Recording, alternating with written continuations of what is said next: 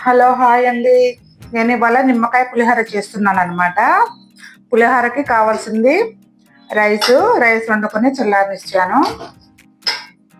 అందులో శనగపప్పు, తాలింపు గింజలు, పల్లీలు, ఎండుమిర్చి, కరివేపాకు. ఈ రైస్కి 3 నిమ్మకాయలండి, రసము సరిపోతుంది. ఇదిగోండి ఇట్లా చీల్చుకోవాలి. ఇందులో నిమ్మకాయ రసం వెళ్ళి పుల్లగా కారంగా ఉంటుంది అనమాట. చాలా టేస్ట్ కూడా ఉంటుంది. ఒకసారి మీరు కూడా ట్రై చేయండి. ముందుగా స్టవ్ వెలిగించేసి గిన్నె పెట్టుకుందాము. ఇదిగోండి ఆయిల్ వేసుకున్నాము.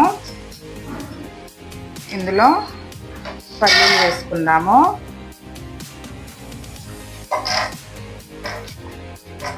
పచ్చెనపప్పు వేసుకుంటున్నాను.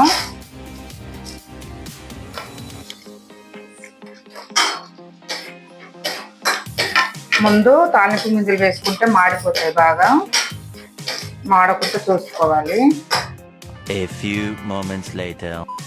చూడండి వేగిపోయాయి. ఇందులో తాలింపు గింజలు వేసుకుందాము. ఆవాలు, జీలకర్ర, మినపప్పు, శనగపప్పు. ఓకేనండి. ఎండుమిర్చి కూడా వేసుకుంటున్నాను. పచ్చిమిర్చి కూడా వేసుకుంటున్నాను.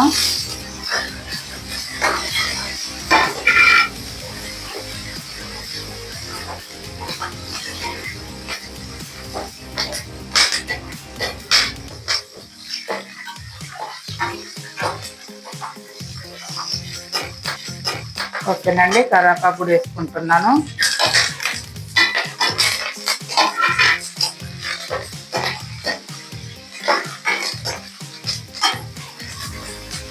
చూడండి బాగా వేగాయి.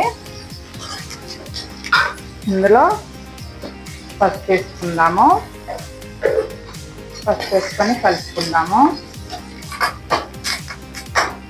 ఈ వాటర్లోనే, నిమ్మరసంలోనే సాల్ట్ వేసుకున్నాను అనమాట. గింజలు వెళ్ళకుండా చేయడం పెడదాము.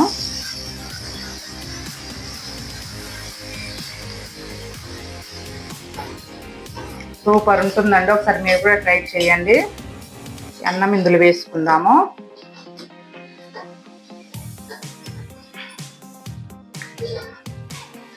కలుపుకుందామండి.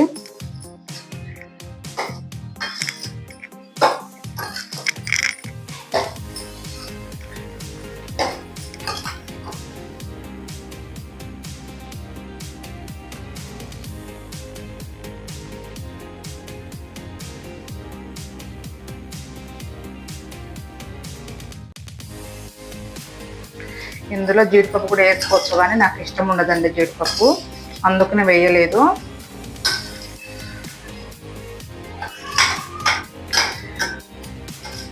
ఓకేనండి.